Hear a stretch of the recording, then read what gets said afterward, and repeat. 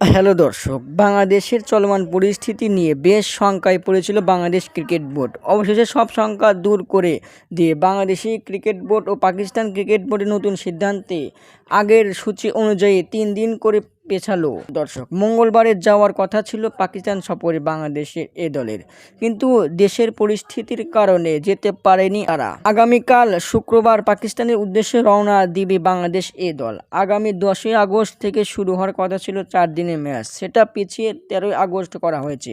এরপর দ্বিতীয় 4 দিনের ম্যাচটি শুরু হবে 20ই আগস্ট।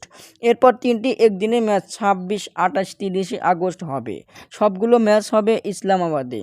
এদিকে বাংলাদেশের বিসিবি প্রেসিডেন্ট নতুন দায়িত্ব পাওয়ায় হাবিবুল বাশার বলেছেন, দেশের ক্রিকেটকে আরও উন্নতি করতে আমরা চালিয়ে যাব। পাপন যা করেছে সেটা ঠিক হয়নি, পাল্টাবে কোচ, যোগ্য ক্যাপ্টেন রাখা হবে। দর্শক, আপনাদের মতামত কি কমেন্টের মাধ্যমে জানিয়ে দিন। ধন্যবাদ।